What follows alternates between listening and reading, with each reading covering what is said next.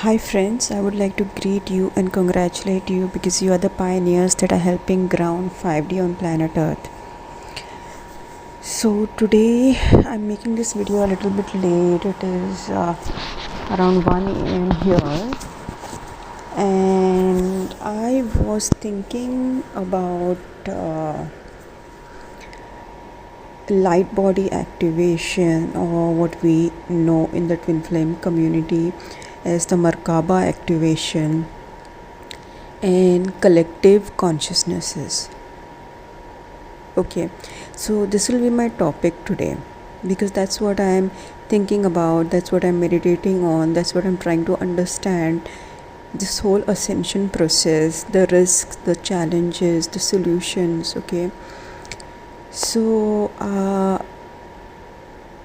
we have to understand one thing, that the whole ascension process, especially when it comes to twin flames, because in twin flames there is this type of urgency. I've always felt this type of urgency because there is a certain time schedule as per the soul plan when the divine feminine awakens to the twin flame journey, and the divine masculine also awakens the twin flame journey. I say here to the twin flame journey because they are both awakened beings since a very young age.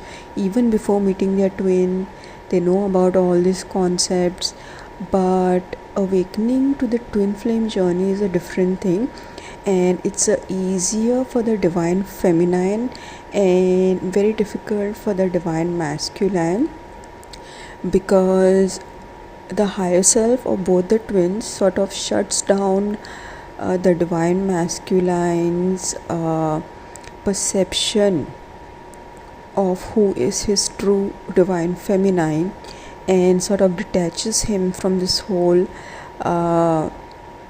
twin flame journey, understanding the twin flame journey, especially by bringing in a karmic soulmate. And again, I've explained that twin flames do not have soulmates because they are extreme energies, they are polarities, and because of that they only attract karmics. So even if it's a soulmate, it is a soul where they have heavy karma with. Okay, now I was talking about, in my previous video I explained that when karma changes, location changes. Okay, this is absolutely true because you know that this whole ascension process is about exiting the karmic matrix and grounding the 5D matrix, where we don't operate with karma, we don't operate with polarity, we operate in a non-polarity zone. That's why the twin flame journey is called mission singularity, because we are grounding in this 5D ascended relationships. Okay, and the way the twin flames ground in the ascended relationships and the ascended timelines is by activating the Merkaba, is by activating the light bodies, by clearing the karma and activating the light body. So this is a very organic system, a very divine system of the universe, where twin flames, as they ascend, they understand about how they create reality through sacred geometries, through light codes, through understanding the divine masculine and feminine principles of creation, through understanding the Merkaba and the light body and the chakras and how they relate to different dimensions, and how reality is projected basically by us via our own energy bodies. Okay, coming together. All right, so now when you reach a point where you're close to liberation or nirvana or moksha, and your karma is almost over. Okay, so what happens is the process of your crown chakra and your third eye chakra merging, which is also the Merkabic activation, where your energy is flowing in the Sushumna all the time, where you have achieved singularity, which we also call the soul merge. Okay, when this process occurs, when the soul merge occurs, when the Merkabi Merkaba activates when you ascend out of the 3D karmic matrix, when the third eye and the crown chakra merge. How does this relate to the collective consciousness in which you have been existing? This can play out in two ways depending really on your soul contract, soul plan again. But generally the pattern will be that after you merge with the crown chakra and exist at the fifth dimension. Okay, now crown chakra is called the seventh dimension by some, and third eye chakra is called the sixth dimension, and heart chakra is called the fifth dimension. That is for normal people. For twin flames, guess what? Fifth dimension happens at the crown chakra, because that is where they get the moksha. Okay, the twin flame ascension is different from the ascension of normal people. Like normal people, when they raise their energy and the energy like solar plexus balances, then they are at the solar plexus level. Then the heart chakra would be the fourth dimension, okay, the astral level. Throat chakra, fifth dimension. Third eye chakra, sixth dimension. Twin flames is not like that. Twin flames, because they are like cut apart from top to bottom and they share one chakra system, they ascend into 5D and higher dimensions only when all the karma is cleared and when the crown chakra merges with the third eye chakra. So their system is different. So that's why I say fifth dimension at the crown chakra. Okay. So anyway, today's video is not about that. Today's video is about how it relates to the collective. So in my experience, what I have learned is when the karma is cleared and you achieve the moksha, you activate the light body, you usually shift out of very dense karmic collectives. So usually twin flames will be guided to move to different states or even different countries where the collective vibration is higher. Okay, so that will happen. So that will make you 50% of a match to the new collective. Like say for example, you are a twin flame somewhere in Pakistan or India or Afghanistan or Sri Lanka or say Bangladesh or say Myanmar, Burma, or say Thailand, okay, or say South Korea. You are in these places, you are a twin flame, or say China, you are in these places and you complete your ascension, you merge with the crown chakra. In most cases, you will be guided to move to different collectives where the collective energy is higher. Okay, so that will cover 50% of you becoming a match to the new collective that you have moved to. Now, in the new collective that you have moved to, although it is on a higher energy level, still it is not perfect. Still all the people over there are not ascended beings. This is still planet Earth, right? This is not like Shambhala or Shangriya as it is called. This is not Kailash, okay? So this is still Earth, and although you are 50% matched to the new collective because it's a high frequency collective, 50% there are still negative timelines and karmic energies playing out, but that gets managed by the light body.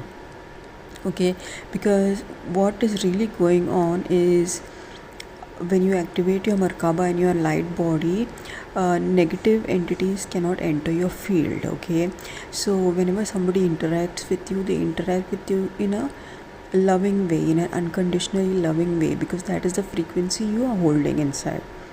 So you cannot get any other reflection. Okay, so for the most part you tend to have positive interactions with people.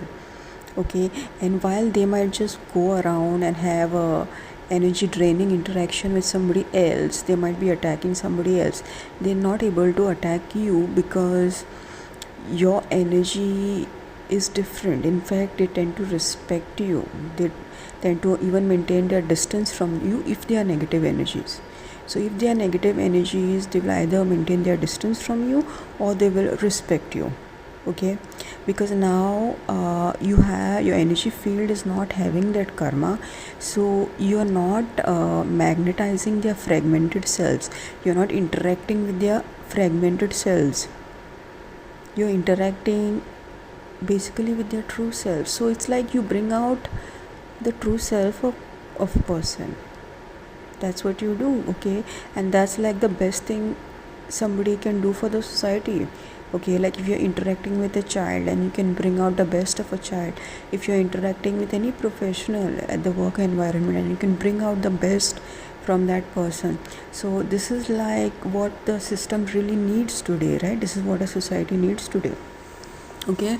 So what happens is, because of the aura you exude, people are not so much prone to their demons. Let's just say that people are attuned to the frequency of unconditional love and unity consciousness. Let's just say that. And if they are like really negative people, they will not have anything to do with your reality timeline.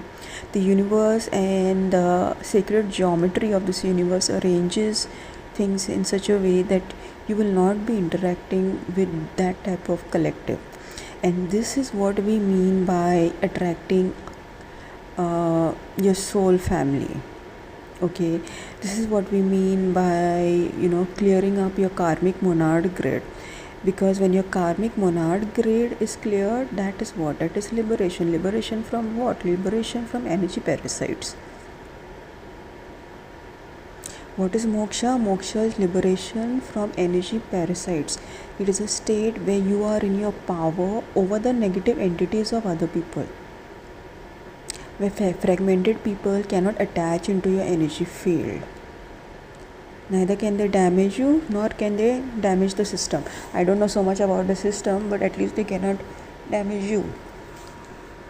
Because of course when they're interacting with other people, then that depends on their karmic account, right, with whom they are interacting with. So if the system has to heal, then everybody has to ascend.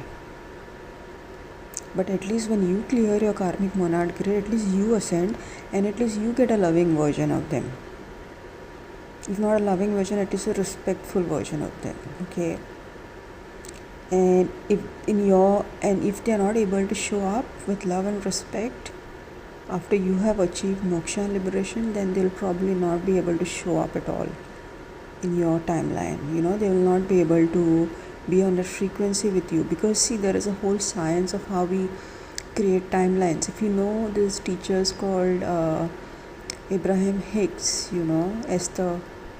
Esther Hicks, okay, and Jerry Hicks, who used to channel Abraham Hicks, they would talk about the timelines, and they would talk about how when you're on a high frequency, you simply don't attract the negative people. And even if you attract negative people, you attract a positive version of them.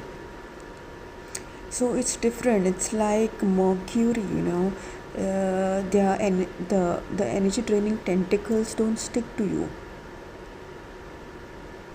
It's like you turn on the light and the darkness disappears. So when you turn on your light body and the Merkaba, the fragmented entities disappear, okay? So friends, this is how things manifest when you ascend. You first of all shift to a higher collective consciousness, and if you're already existing in a quite high collective consciousness, then you will attract a positive version of people, because you're creating unity consciousness through your energy field. And if you're living in a very dense collective consciousness, then you'll be probably guided to leave that collective consciousness, okay? Now why are you guided to leave that collective consciousness? Like for example, I was born in a dense collective consciousness, which is India. I come from India, and but it was a perfect ground for me to learn about the system, to learn about karma, so that in the coming years I'm able to teach. Like when I create my online webinars, and I create my online programs, okay? So here people from India can easily access me. People from any part of the country any part of the world can access me. So I don't have to physically be in this collective consciousness. Those who want to reach out to me, those who are interested in ascension teachings, they can connect with me from India or from Pakistan or from Bangladesh or from any part of the world. It depends on that person's free will. But if I am in an ascended state and yet I choose to remain in a really dense collective consciousness, then somewhere what happens is you are going against the free will of that collective consciousness. Okay, and no ascended master will do something like that.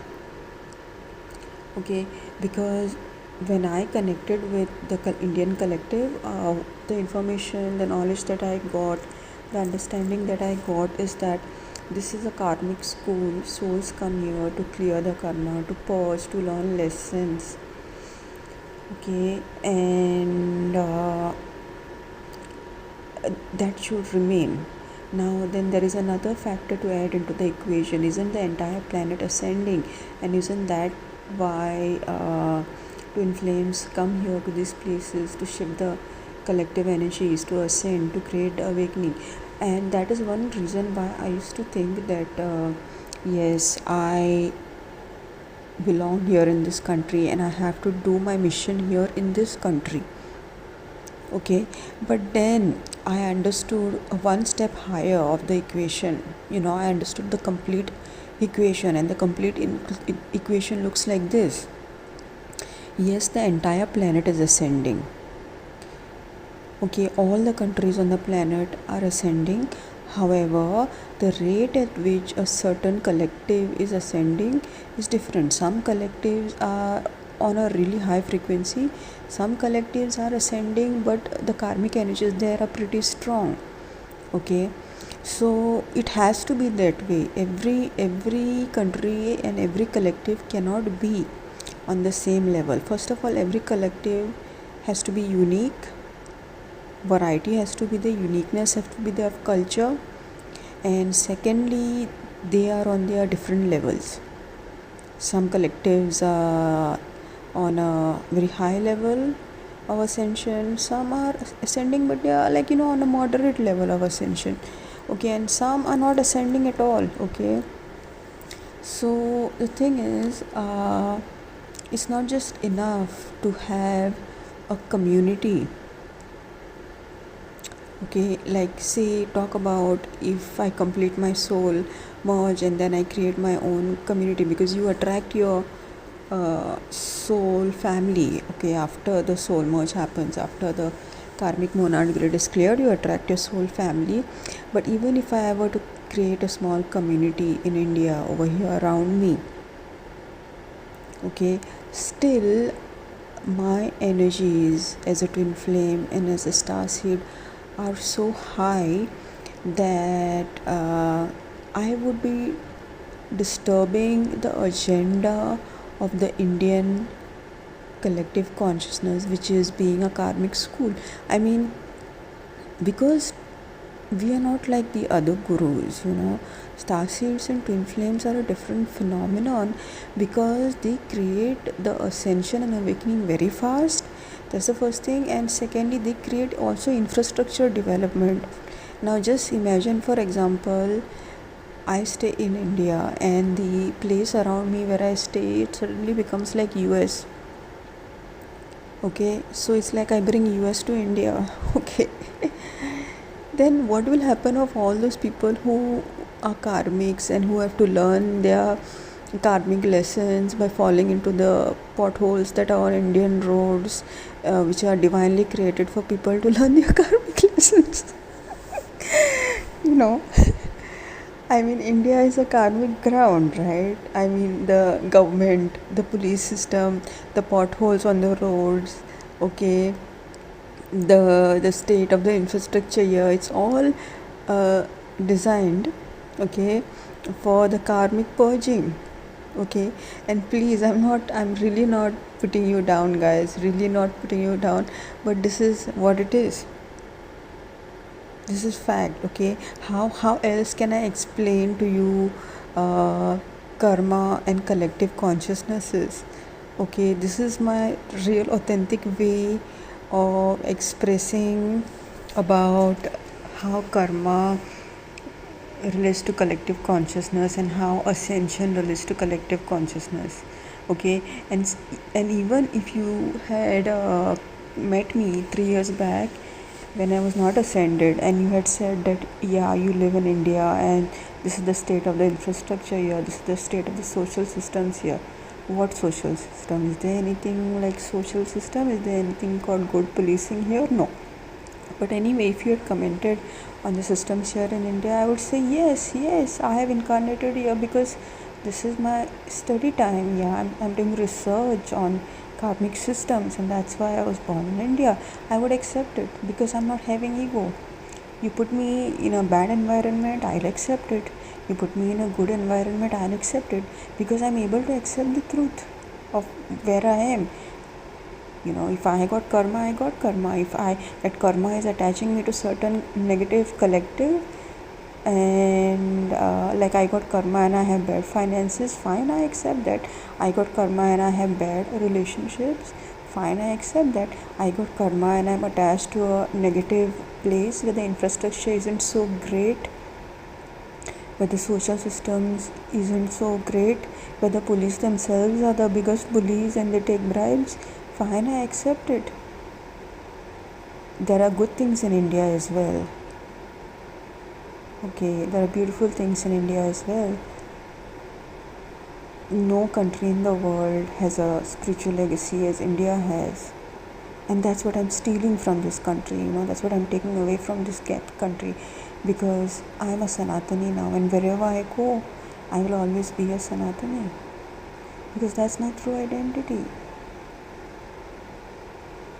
I'm a Hindu, and I'm an artist as well, and the beauty that I've seen in India is incredible.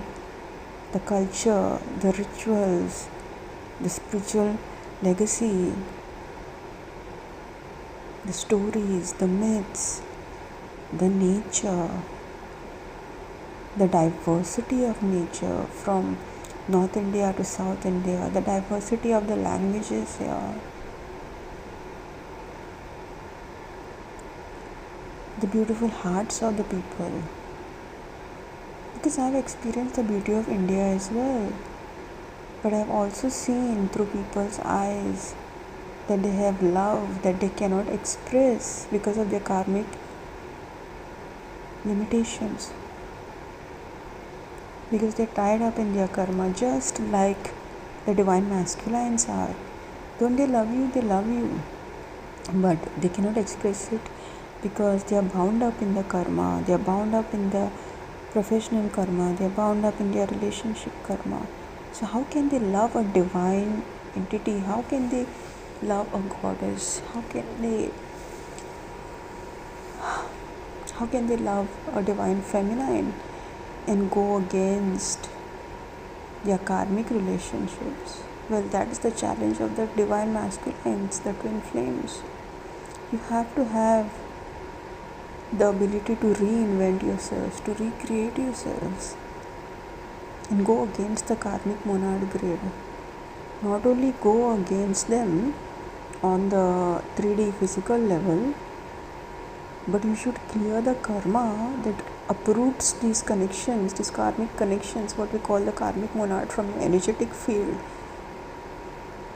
And you have to change your energetic structure and system, activate your Merkaba such that you can pull in the healthy relationships and the soul family. So this is a reinvention for the pro. It's for the reinvention of self for the master. And if you are reinventing yourself on the energetic level, on the mental level, on the emotional level, on the physical level, on the appearance level, on your financial level, on your relationships, then definitely you have to reinvent yourself when it comes to the collective consciousness to which you are attached. And another factor when it comes to light body ascension and collective consciousness is that when twin flames and star seeds activate their Merkaba, right, light body, what happens, it causes a very fast awakening. is the Indian collective ready for this type of fast awakening? I asked my higher self, and my higher self said no. My higher self said the Indian collective is ascending, but at a very, very slow pace, kind of like a Saturn ascension. You know, the karmic clearing and the ascension process that Saturn creates is very slow, whereas the karmic clearing and the ascension process that Jupiter creates is very fast. So you can compare the star seeds and the twin flames to the Jupiterian ascension process when it comes to collective consciousness, and you can compare the other normal gurus who are not twin flames, who are not star seeds, who have not activated their light bodies, who have not linked into the grids as twin flames do. You can compare these spiritual teachers to a Saturnian ascension process. They create an ascension process slowly, because collectives like the Indian collective are karmic grounds. Souls come here to learn karmic lessons. So you cannot be somebody in this collective who is creating ascension, which is a Jupiterian ascension, which is a very fast ascension. Jupiterian ascension happens with the divine masculine, because once the divine feminine awakens and then she creates her own ascension journey is a Saturnian ascension journey, because it takes years. But after she ascends and liberates her soul, she also ascends her twin 50%. Okay, and the remaining 50% he ascends very fast. So like when you get your liberation, maybe in a year or two, less than 2 years, in a year your divine masculine awakens very fast. So that type of ascension is a Jupiterian ascension, whereas what the divine feminine experiences, or the spiritual twin experiences, is a long haul. It's the Saturnian ascension. That happens when the karma is too much, but the divine feminine already clears 50% of the her divine masculine's, her counterpart's karma. So then remaining 50% he clears very fast in a Jupiterian ascension manner.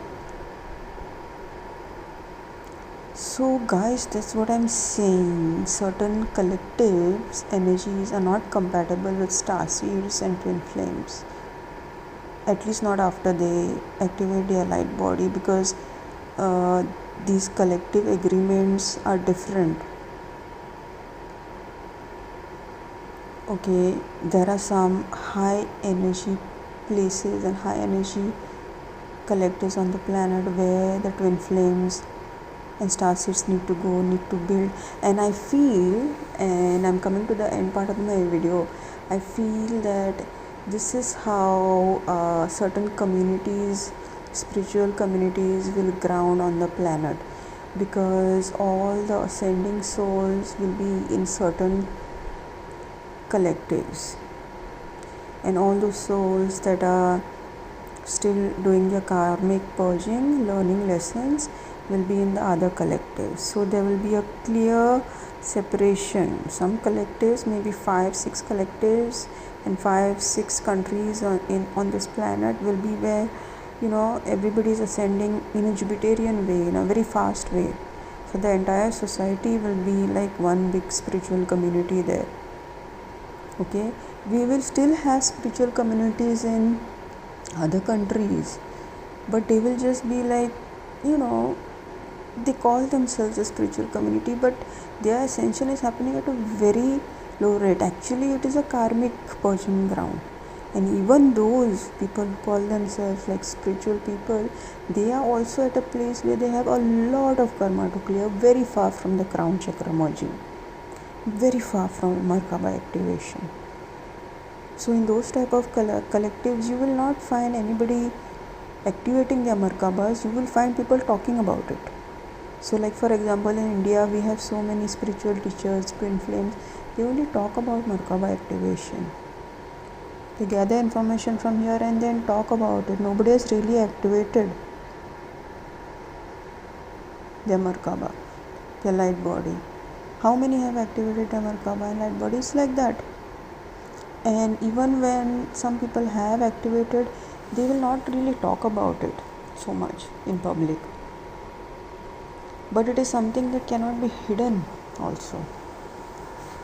Because such people at the age of 40, they look very young. At the age of 50, they look like they are 30 or something, 25, 30.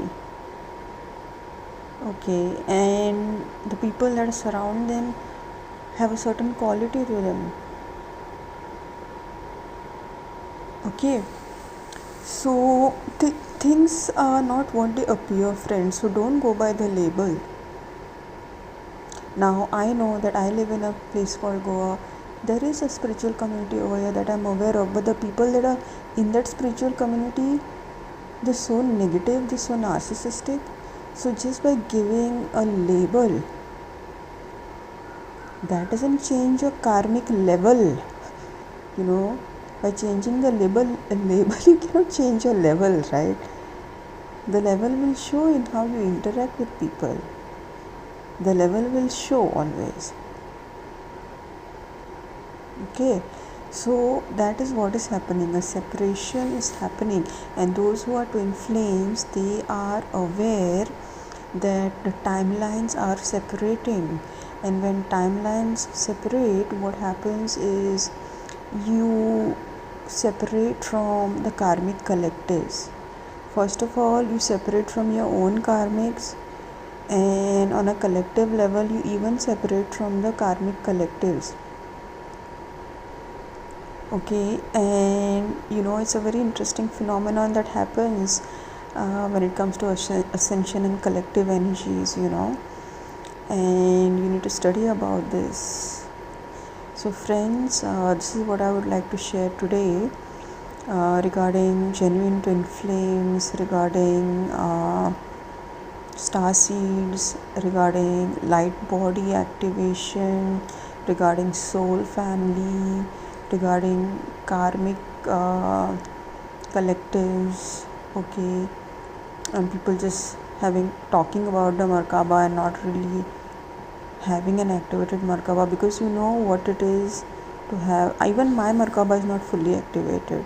It is in the process. Light body is in the process, but it's not fully activated because the soul merge is not complete, right? When the soul merge is complete, that's when the Merkaba is fully activated. Okay, and a lot of twin flames will come online and they say, I got a dream of a soul merge and soul merge is done. No, by visualizing a Merkaba doesn't activate. Your energy should be flowing in the Sushumna, right? Okay, so whom are you trying to fool? Whom are you trying to fool? You're trying to fool those people who don't know about spirituality. You cannot fool people like me. Okay, so that's one thing. Okay, your Merkaba has to activate fully, and even I'm not at that place where the soul merge is complete. Okay, so very few people who have actually completed the soul merge and merged their crown chakra, merged their higher self within themselves, like these people, they are like living gods and goddesses. Okay,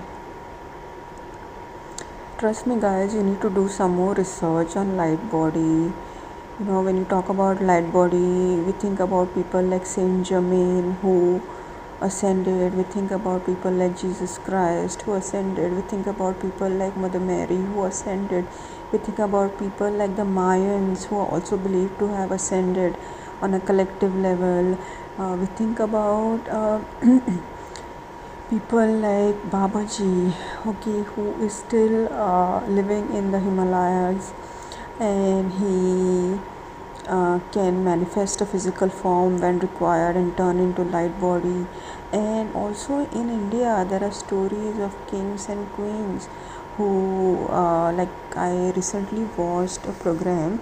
It's called Adi Hakikat Adha Fasana, meaning half truth and half lies. Okay, that program. It's a Hindi program, and see, this is what I miss about India, these stories. And I'm an artist, so I will still watch these programs. I'm not going to completely detach from my Indian identity just because I'm done with a Karmic collective.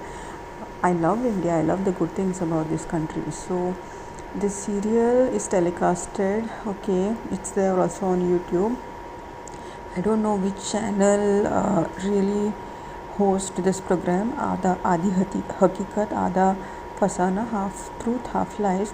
So there was a story, there was a myth in somewhere, it was somewhere based in, the story was based in Rajasthan, where it is believed that there is a dead king and queen who still come to what was once their kingdom and what was once their fort, what was once the temple in which they did the puja. So it is believed that they come in their light body, they do the first puja in the morning, okay, they leave a flower, they also are they present at the fort, and when you go to their fort, you cannot stay there at night. If you stay there at night, you cannot take even a stone, otherwise they are present there and they attack, okay.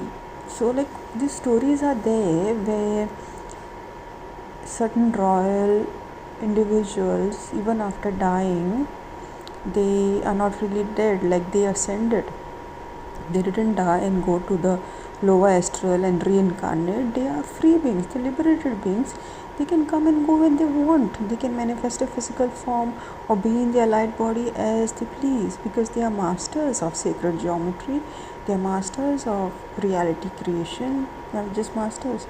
So that's what we're talking about when we talk about light body. These people come to mind. These stories come to mind. Okay.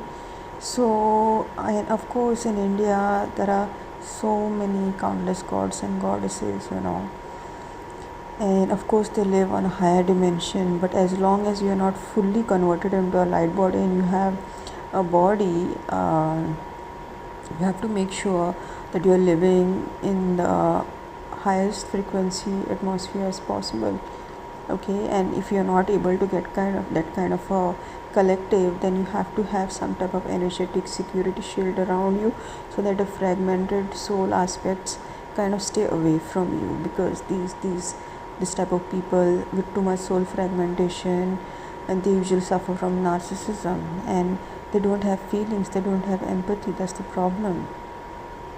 They lack empathy, and they try to understand and feel through your emotions. Like if they cause pain to you and try to feel through you, something like that. So it's really screwed up, friends, and that's why we need to come into the soul merge, complete the soul merge soon, and we need to find our true self, and we need to go to those places where we feel we are called to go, okay. And another thing is, there is a lot of difference between ego desire and soul desire, and this can be very confusing.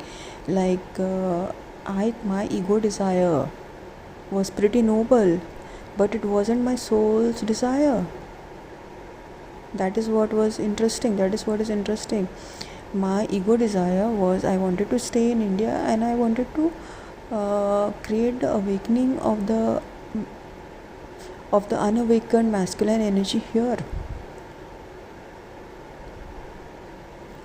Alright, I wanted to work and create the awakening here, but unfortunately that was not my soul's desire.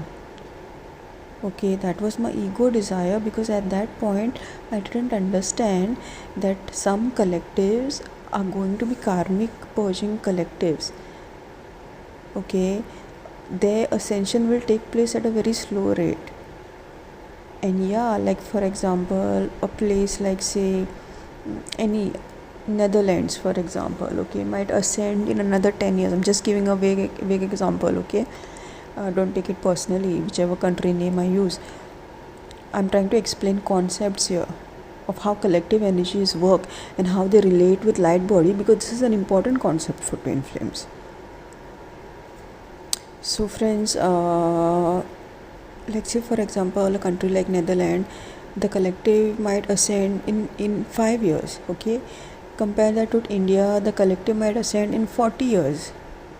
That's what I'm trying to say. Ascension is taking place in both the countries. Ascension is taking place on the entire planet, but there are some karmic collectives where people are still learning their karmic lessons, and that's fine. Okay, that's just fine. It's fine. It's totally fine. Alright, so friends, with this I will end my video today. If you like this video, please give it a like, share and subscribe to my channel. Consider donating to my channel. The links are given below, and also if you want to buy my art, you can contact me. For a session you can contact me, and would love to hear your comments below, friends. And that's all I have for you today. Bye for now.